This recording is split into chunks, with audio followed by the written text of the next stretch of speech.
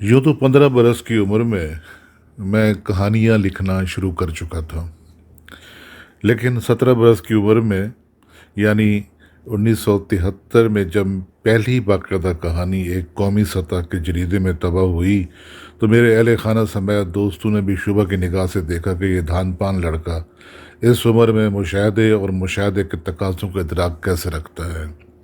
लफ्ज़ इस पे कहाँ से उतरते हैं, वाक़यात कैसे घड़ता और उन्हें मौसर तौर से तरतीब क्यों कर देता है, किरदार कहाँ से ढूंढता है, कैसे तराशता है कि जो हरफों के बुरश से तजसीम पाते हैं। मगर इन सब सवालों का जवाब मेरे पास भी ना था। नाना मरहूम बताया करते थे कि अवाइल बचपन में जब वो मुझे कंधे पे बैठाए इधर उधर घुमाते, तो मैं सैर में मस्त होने की बजाय सामने वाली हर चीज़ के बारे में पूछता चला जाता। ये क्या है, ये क्या है, यानी ये क्या है।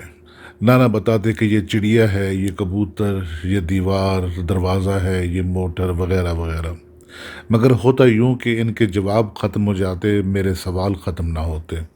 मैंने दुनिया को ताहय्युर की आंख से देखा और तजस्सुस के साथ बरता, मगर अब तक हैरत ख़त्म हुई और ना ही तजस्सुस। वालिद ग्रामी ईमानुल्लाह ख़ान मरहूम मग़फ़ूर को तारीख़ आलम व इस्लाम और तकाबुल अदियान से मुतल्लिक़ कुतुब के मुताले का अज़ हद शौक़ बल्कि जनून था। यही वजह थी कि मैं अवाइल उम्र ही में उनकी अदम मौजूदगी में उनके ज़ख़ीरा कुतुब को खंगालता रहता और मज़ीद हैरान होता कि हर दौर का दरिंदा तो अपनी नौ के साथ महज़ब, मगर इंसान इंसान के साथ आमादा दरिंदगी क्यों रहा है। शायद ये कुतुब मैं वैसे ना पढ़ पाता अगर नाना मरहूम की बिनाई मुतासर ना होती। मैं गालबन चौथी जमात में पढ़ता था। वो मुझसे कहते फ़लाँ किताब उठा लाओ और मुझे पढ़ के सुनाओ। तारीख़ तिबरी, इब्न खुल्दून, सनन नबी दाऊद, सनन इब्न माजा, सही बुखारी, कश्फुल महजूब, और आके गम, गुनियतुल तालिबीन, और उन दिनों के मारूफ पब्लिशर्स नफीस एकेडमी कराची, मकबूल एकेडमी लाहौर, फ़िरोज़ वग़ैरह की तारीख़ इस्लाम और तकाबुल अदियान से मुतल्लिक़ जितनी भी कुतुब दस्तयाब थीं वो मैंने अपने नाना को पढ़ के सुनाई। मेरे पढ़ते हुए उनके चेहरे के बदलते हुए तासुरात, कभी गुस्सा, कभी मुस्कान और कभी नमनाक होती आंखों के गोशों को रुमाल से पूंछना मुझे अब तक याद है। मगर एक रीडर के तौर पर पढ़ते हुए कभी ये एहसास ना हुआ था कि लफ्ज़ों का ऐसन तौर पर मुरतब इंतखाब सामने के कल्ब जहाँ पे किस तरह असरअंदाज होता है। उसी ज़माने में महानामा, नौनिहाल, तालीम व तरबियत, रोज़नामा जंग कराची और इमरोज़ मुल्तान के बच्चों के एडिशन में शाये होने वाली मेरी छोटी छोटी कहानियों से शुरू होने वाले सफ़र ने उस वक्त नया मोड़ लिया जब इंटर कॉलेज बहावलपुर में फ़र्स्ट ईयर के तालिब इल्म की हैसियत से बैतबाजी का मुकाबला जीतने पर उर्दू के प्रोफेसर सुहेल अख्तर मरहूम ने साबरंग डाइजेस्ट, जिसके मुदीर शकील आदिल ज़ादा हुआ करते थे, इनाम में अता किया। ये साबरंग डाइजेस्ट ही था जिसमें शाये होने वाले तराजम के ज़रिए मैंने 14-15 बरस की उम्र में मुआसर आलमी अदब तक रसाई हासिल की।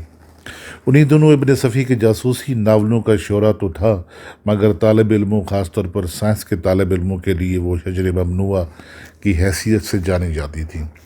लेकिन उनकी जुस्तजू में आदमजाद होने के नाते मैंने लाइब्रेरियों की लाइब्रेरियाँ खंगाल ली।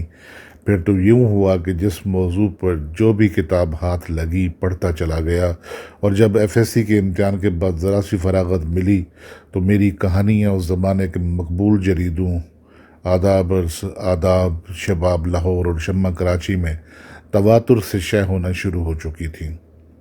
1974 के वस्त में मैं माहनामा धनक, मुलाकात, मिलन, सूरज डाइजेस्ट और दोशीज़ा तक आन पहुंचा। मुझे अम्बसात का वो लम्हा आज भी नहीं भूलता कि जब मेरी छपने वाली कहानियों की इलस्ट्रेशंस मारूफ मुसव्वर इकबाल मेहदी ने बनाना शुरू की। 1975 का रेडियो पाकिस्तान हम जैसे फ़नून लतीफ़ा और अदब के मुतासरीन के लिए किसी तिलस्म में होश रुबा से कम न था। स्टूडियो में शीशे के उस पार माइक्रोफोन पर बोलने वाले किसी और ही दुनिया की मखलूक दिखाई देते। एक शहर था कि जिसने जकड़ा हुआ था। रेडियो मुल्तान के मकबूल तरीन डिस्क जॉकी प्रोग्राम सरूद सहार के कंपेयर और उसके प्रोड्यूसर सैयद कमर हुसैन की आवाज़ सुबह सुबह सामीन के कल्ब वजूद में ताजगी समो देती। 1973 میں اس پروگرام میں میرے لکھے ہوئے فقائی خط نے پہلا اعزاز حاصل کیا اور یوں میں ریڈیو کا خو لیا۔ احمد پور شرقیہ سے ملتان یونیورسٹی میگزین پروگرام میں تنویر سحر اور مرحوم انجم لشاری کے ساتھ شرکت کی اور یوں 19 روپے 80 پیسے کا معاوضے میں ملنے والا چیک اب تک محفوظ پڑا ہوا ہے۔ 1975 میں ریڈیو پاکستان بہاولپور کے قیام کے وقت میں صادق ایجرٹن کالج بہاولپور میں BSc کا طالب علم تھا۔ ریڈیو کا آغاز غالباً 1 جولائی کو ہوا، مگر اس سے کہیں پہلے صداکار آڈیشن میں کامیاب ہونے کے بعد ہماری تربیتی کلاسیں ریڈیو بہاولپور کے پہلے پروگرام منیجر مرحوم الطاف قریشی نے لینا شروع کی۔ ہمارے اولین ساتھیوں میں مسرت کلانچوی، شہزادی فوزیہ، محمد شعیب، اجمل ملک، نصر اللہ خان ناصر، خورشید علی، سمینہ شانزادہ، بطول رحمانی، عبد الرحمن اخضر، اسلم عادل اور ماجد خان شامل تھے۔ ریڈیو سے میرا تعارف ماں صداکار کا ہی نہیں تھا، بلکہ سرائیکی افسانہ نگاری کی شہرت اس تعارف سے کہیں پہلے قوی تر حیثیت میں موجود تھی۔ 1975 میں ہی نصر اللہ خان ناصر کے ادبی پروگرام پھوار میں میرا سرائیکی افسانہ ہیرے دے ککرے نشر ہوا، مگر جلد ہی ریڈیو ڈرامہ کا عفریت کہیں سے بیدار ہوا اور میری افسانہ نگاری اس کا شکار ہو گئی۔ بات ہو رہی تھی ریڈیو کے ماحول کی۔ عجیب دکھاوا تھا استثناء کے جواز کے ساتھ عمومی طور پر خالی جیب متکبر پروگرام پروڈیوسروں کا آصیب زدہ مسکن، ایک سے بڑھ کر ایک خوشامد پسند چاپلوسوں کے درمیان گھرا ہوا ہرس و ہوس چہرے سے ہویدا، مرد صداکار و فنکاروں کے لیے فرعون ثانی اور لڑکیوں کے لیے مردہ خور گدھوں کی طرح ہر دم طاق میں ایک دوسرے پر جھپٹتے ہوئے، اور ان بیچاریوں کو کہاں کہاں سمجھوتے نہ کرنے پڑتے۔ پروگرام سیکشن سے پروگرام لینے پر سمجھوتا، پروگرام نشر ہونے میں کسی گھپلے کا شکار نہ ہونے کے واسطے انجینئرنگ برانچ سے سمجھوتا، معاوضے کا چیک حاصل کرنے کے لیے اکاؤنٹس برانچ کے کلرکوں کی خوشامد، اور سب سے بڑھ کر گیٹ سے اندر داخل ہونے کے لیے سیکیورٹی اہلکاروں کی ندیدگی۔ بہرحال طرفین کی اپنی اپنی مجبوریاں، جن میں ایک یہ بھی تھی کہ سرائیکی فیچر یا ڈرامہ لکھنے والے ناپید۔ ایسے میں ایک پروڈیوسر اکرم شاد نے مجھ سے بچوں کے لیے سرائیکی ڈرامے لکھوائے، اور راجہ خالد محمود چوہان نے زراعتی پروگرام کے لیے ہفتہ وار فیچر کھیت بننے بھاگ، اور یوں میں کہانی سے ڈرامے کی طرف آ گیا۔ اکتوبر 76 میں یونیورسٹی لا کالج ملتان میں داخلہ لیا تو ریڈیو پاکستان ملتان سے بطور صداکار اور ڈرامہ نگار وابستگی فطری سی بات تھی۔ یہاں مجھے مختلف قسم کے لوگ ملے، نذیر بلوچ مرحوم جیسا مخلص اور درویش صفت پروڈیوسر، احمد کبیر شاہ جیسا یار باش مگر اپنی خود مسلط کردہ وجاہت کے مسائل کا شکار، ملک عزیز الرحمن جیسا پست ہمت، اور فخر بلوچ جیسا ہیلا جو متکبر مگر انتہائی زیرک اور اپنے ہنر کا ماہر پروفیشنل پروڈیوسر۔ اکتوبر 76 تا اگست 89 کا ملتان میں قیام کا عرصہ میرے بطور ڈرامہ نگار تعارف، پہچان اور شہرت کا پیش خیمہ ثابت ہوا۔ پہلے نذیر بلوچ مرحوم نے مختلف موضوعات پر فیچر لکھوائے، جن میں خواتین کے پروگرام، عورتوں دی محفل اور مختلف قومی اہمیت کے حامل ایام پر نشر کیے جانے والے پالیسی فیچر اور ڈرامے شامل تھے۔ احمد کبیر شاہ نے بچوں کے پروگرام پھلواڑی کے لیے ڈرامے اور فیچر لکھوائے تو فخر بلوچ نے باقاعدہ سرائیکی لانگ پلیز لکھوائے، جن میں ڈونے ہک، ریشم دی کلی تند، پیلے پتراں دی بہار اور بھردی کند نہایت مقبول ہوئے۔ مرحوم افتخار غازی کے لیے اردو ڈرامے اور فیچر بھی انہی دنوں کی یادگار ہیں۔ اس دور کے صداکاروں میں کیسر نقوی، سہیل اصغر، خالد ملک، سلیم اختر، روبینہ ناز، تسنیم بھٹی یعنی موجودہ بازگاہ، امارہ نسیم، خالدہ نسیم، تسنیم انصاری، عفت ذکی، زاہد خان، زاہدہ صدیق، یاسمین خان، یاسمین غلزئی اور مرحوم انور جٹ، سعید احمد، مشتبہ علوی، شاہد سلیم، شاہد رفیق نہایت معروف تھے، جنہوں نے میرے تحریر کردہ ڈراموں میں صوتی آہنگ شامل کیا۔ آہنگ سے یاد آیا کہ ریڈیو کے 15 روزہ جریدے آہنگ میں شائع ہونے والا میرا پہلا انٹرویو، جو کہ احمد کبیر شاہ نے کیا تھا، اس دورانی میں میری بطور ڈرامہ نگار اور اداکار مستحکم شہرت کا غماز تھا، مگر اس کے سبب میری کہانیاں کہیں تاریک راہوں میں کھو کر رہ گئیں اور میں محض ڈرامہ نگار بن کے رہ گیا۔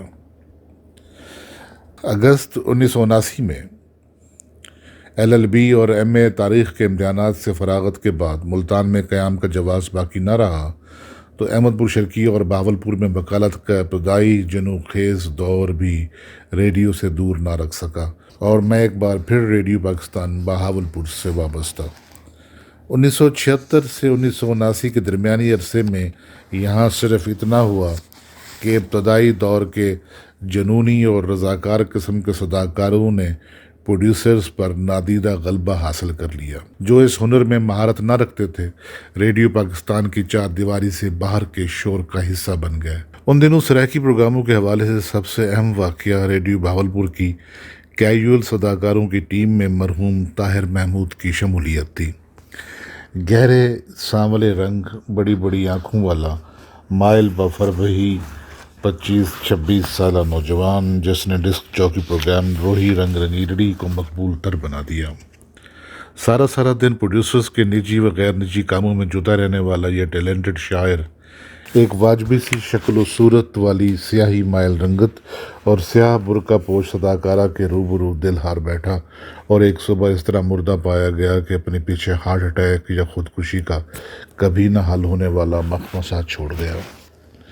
اس دور یعنی 1979-80 میں ریڈیو بہاولپور کو منیر سومرو جیسا بااخلاق، دیانتدار اور پروفیشنل پروگرام مینیجر نصیب ہوا کہ جس کی ذاتی توجہ سے نے سرائیکی ڈرامے کی روایت کو مستحکم کیا۔ میرے مقبول ترین ڈرامے کشتیاں ماڑیاں اور کون دلاں دیے جانے اس دور کی یادگار ہے۔ گو کہ ان ڈراموں کی پروڈکشن اکرم شاد کی کاوش تھی، مگر سکرپٹ کی تکمیل کے دوران منیر سومرو کے ساتھ کی گئی نشستیں نظر انداز نہیں کی جا سکتی۔ اس طرح میرے لکھے ہوئے بیشتر بچوں کے ڈرامے اکرم شاد اور ایک سندھی پروگرام پروڈیوسر محمد خان لغاری کی پروڈکشن کے زمرے میں آئے۔ ریڈیو بہاولپور کے پہلے اسٹیشن ڈائریکٹر سجاد ترمذی کی دلچسپی کے باعث اردو ڈرامہ اپنی بنیادیں پہلے ہی مستحکم کر چکا تھا، مگر ہفتہ وار اردو ڈرامہ 1975 سے 1980 تک صرف اور صرف مرحوم ظہور نظر نے لکھا۔ اگرچہ نام کی حد تک یہ پروڈکشن کسی پروڈیوسر سے منسوب ہوئی، مگر عملاً ظہور نظر ہی ڈرامہ لکھتے، بولتے اور پروڈیوس بھی کرتے۔ ظہور نظر کی ڈرامہ ٹیم ریڈیو کی ایلیٹ کلاس سمجھی جاتی تھی کہ جس میں شامل ہونا بلند مرتبہ تو تھا ہی، مگر اس سے کہیں زیادہ مشکل ظہور نظر کا قرب اور اس کا سبب مرحوم کا اپنا مخصوص مزاج اور اسٹیشن ڈائریکٹر سجاد ترمذی کی براہ راست سرپرستی۔ ظہور نظر پروڈیوسرز کو تو بائی پاس کرتے ہی تھے، وہاں پروگرام مینیجر کو بھی درخور اتنا نہ سمجھتے، مگر یہ صورتحال منیر سومرو کے لیے ناقابل برداشت اور ان کی اتھارٹی کے لیے کھلا چیلنج تھی۔ لیکن مسئلہ یہ تھا کہ اردو ڈرامہ کون لکھے اور اس معیار کا لکھے کہ سجاد ترمذی سے ڈائلاگ کیے جا سکے۔ اب کرۂ فال میرا نام نکلا اور غالباً 6 یا 7 سکرپٹ سجاد ترمذی کے سامنے رکھ دیے گئے، چونکہ ظہور نظر سکرپٹ کے ساتھ صداکاری کا معاوضہ بھی لیتے، لہٰذا اس پہلو کے مد نظر ان تمام مسوجہ جات میں 2 3 مکالمات کا ایک بزرگ کردار بھی ڈال دیا گیا۔ ڈائلاگ میں منیر سومرو اس حد تک کامیاب رہے کہ مہینے کے 4 اردو ڈراموں میں سے ایک میرے حصے میں آنا شروع ہوا۔ جمیل اختر کے نام سے کی گئی یہ پروڈکشن ڈرامے آپ گینے، زرد چاندنی اور کئی دیگر اس دور کی یادوں کا پس منظر لیے ہوئے ہیں۔ اس پر ظہور نظر مرحوم کا جز بز ہونا تو کوئی ڈھکی چھپی بات نہ تھی۔ اسٹیشن ڈائریکٹر اور پروگرام مینیجر کے درمیان اتھارٹی کی خلیج کہاں تک وسیع ہوئی میری گواہی کے احاطہ میں نہ رہی، کیونکہ میں مقابلے کے امتحان کے نتیجے میں پروگرام پروڈیوسر ہو کر فروری 1981 میں اسٹاف ٹریننگ اسکول اسلام آباد آن پہنچا تھا۔ اظہار قاسمی پرنسپل، ضمیر صدیقی پروگرام مینیجر اور ہارون جعفری سینئر پروڈیوسر کے دم سے آباد STS ریڈیو کے اس وقت کے ماحول سے یکسر مختلف اور اس ادارے کے شاندار ماضی کا مظہر تھا۔ میرے ساتھی پروڈیوسرز میں بلبل یاسمین جو کہ اب یاسمین جمیل ہیں، مدثرہ جو کہ بعد میں مدثرہ منظر ہوئیں، شمع خالد، مدثر شریف، اسلم بلوچ مرحوم، آسن واگھا، خورشید ملک، مسعود اختر، راشد معین، عثمان خان مرحوم، ساحر علی زئی، نواز نول مرحوم، جاوید اقبال، محمد ایوب، اقبال احمد خان مرحوم، محمد رفیق مرحوم، بخترواں حلیمی، ظفر اقبال مرحوم اور رضا قاسمی شامل تھے۔ یہاں کر بھی کہانی کا احیاء نہ ہو سکا چونکہ ہر طرف ڈرامے کی پکار تھی۔ بطور ٹریننگ پروڈیوسر فیچر ڈرامے کی فارمیٹ کے سیشن کے دوران میرے تحریر اور پروڈیوس کردہ فیچر آوازوں کے سائے ایک منفرد پروڈکشن کی حیثیت سے محفوظ کر لیا گیا، جبکہ فاروق اقدس اور رابعہ تبسم کی کاسٹ کے ساتھ امتیاز علی تاج ہی کا تاریخی کھیل انارکلی پروڈیوس کیا۔ انٹرویو کے فارمیٹ کے دوران معروف خاتون ایکٹیوسٹ محمودہ غازیہ کا لیا گیا موضوعاتی انٹرویو آٹے کی عورت کے نام سے آج تک محفوظ ہے۔ موسیقی کی ابجد بزرگ اسکالر مولوی عبدالحق مرحوم اور امریکی یونیورسٹی سے موسیقی میں ڈاکٹریٹ کرنے والے ڈاکٹر اکمل سے سیکھی، جو معروف صحافی اور ریڈیو اداکار افضل مرحوم کے صاحبزادے تھے۔ ٹریننگ کے فائنل راؤنڈ میں مجموعی طور پر پہلی پوزیشن لینے کا محض اتنا فائدہ ہوا کہ مجھے میری چوائس پر ملتان ریڈیو تعینات کیا گیا، جہاں شعبہ نیوز سے وابستگی کا ماضی رکھنے والے ناصر الیاس اسٹیشن ڈائریکٹر کی حیثیت سے موجود تھے۔ جون 1981 میں ریڈیو ملتان پر نوجوان پروڈیوسر کی حیثیت سے ملازمت کا آغاز کچھ اتنا خوشگوار بھی نہ تھا۔ ہوا یوں کہ ملتان تعیناتی کی خبر کو ان تمام نام نہاد بہی خواہوں نے محض اس وجہ سے ہضم نہ کیا کہ اب میں پروڈیوسر کے طور پر ایک برتر حیثیت میں ان کے روبرو آنے والا تھا۔ میرے آنے سے قبل ہی ناصر الیاس کو بتایا گیا کہ میں ایک متعصب، لسان پرست، اکھڑ، ترش خو اور نافرمان شخص ہوں۔ چنانچہ ناصر الیاس نے اس کے پس منظر کا ادراک کیے بغیر ریڈیو کے پروڈکشن کے معاملات سے علیحدہ رکھنے کے لیے مجھے رات کی شفٹ میں ڈیوٹی آفیسر بنا کر ڈیوٹی روم میں بٹھا دیا۔ شام 6 بجے سے رات کے 11:30 بجے تک میری کوئی مصروفیت نہ ہوتی ماں سوائے اس کے کہ میں ٹیلی فون سنوں، نشریات سنوں اور ان پر اپنا تبصرہ لکھوں۔ یہاں میری کہانی بھی میرے کام آئی اور ڈرامہ بھی۔ پروگراموں پر تبصرہ میں نے روایتی انداز سے ہٹ کر مفصل تجزیاتی طور سے لکھنا شروع کر دیا کہ جس میں فنی محاسن کے ساتھ ساتھ ان کی خامی اور سمی جمالیات کے ممکنہ پہلوؤں کا احاطہ کرنے کی کوشش کرتا۔ حسب ضابطہ یہ رپورٹیں صبح کے پروگرام مینیجر کی میٹنگ میں زیر بحث لائی جاتی اور کمنٹس کے ساتھ اسٹیشن ڈائریکٹر کے مطالعے کے لیے بھجوائی جاتی، کہ جس کے بعد متعلقہ پروڈیوسرز کی توصیف اور قدر افزائی کے ساتھ ساتھ کھنچائی کا بھی پورا جواز موجود ہوتا۔ یہ معاملہ جلد ہی مثبت انداز میں رنگ لایا۔ رات کی شفٹ میں تمام تر فن خواں پروڈیوسرز کسی نہ کسی بہانے چلے آتے اور اپنے اپنے انداز میں ان کے پروگرامز پر تنقید نہ لکھنے کی بالواسطہ درخواست کی جاتی۔